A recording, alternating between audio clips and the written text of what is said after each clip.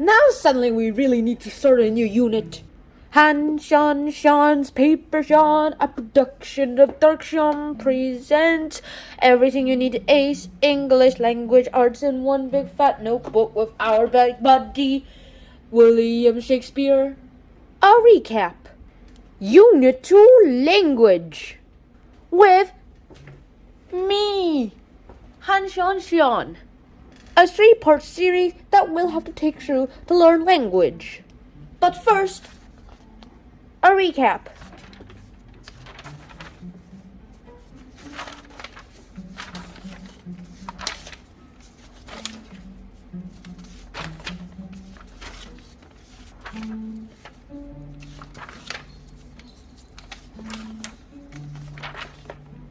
And now let's actually talk about language. Language isn't just a bunch of words in a dictionary or rules in a grammar book. It's literally the whole way we talk and write.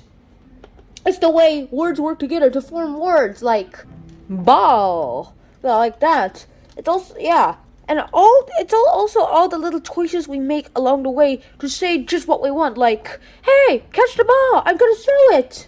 Okay.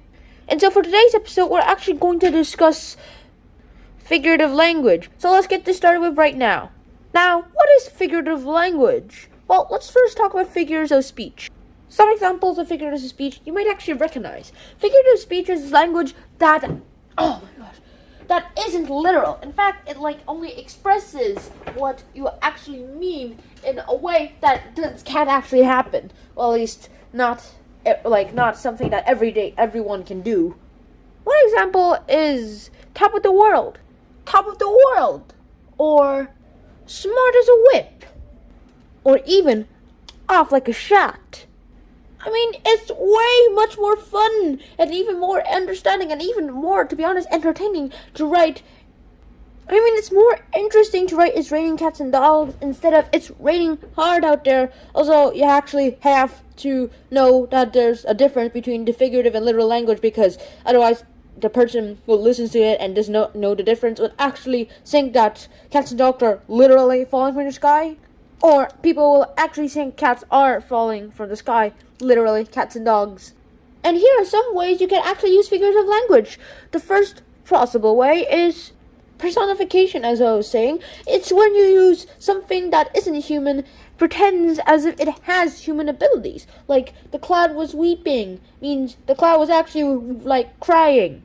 Allusion is when we refer to something without mentioning it directly. And here are some types of allusions. Biblical allusions basically means allusions that refer to stories that come from the Bible.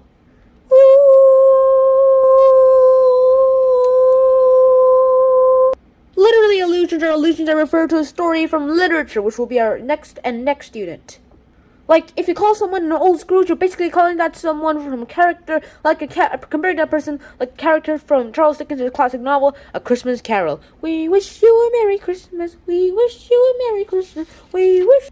And mythological allusions are allusions that you refer to from mythology. Like, if you call someone, he's as strong as Hercules, you're referring to the character of Hercules, who is really, really, really strong. Then we have verbal irony and puns. Irony is when we say the opposite of what we're actually saying.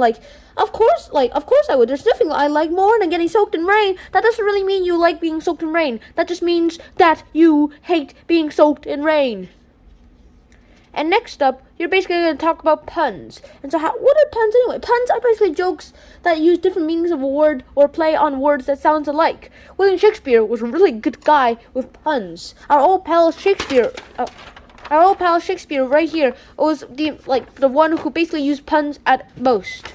And yeah, that's basically the end of today's episode. So I hope you guys enjoyed this. Everything you need to ace English language arts.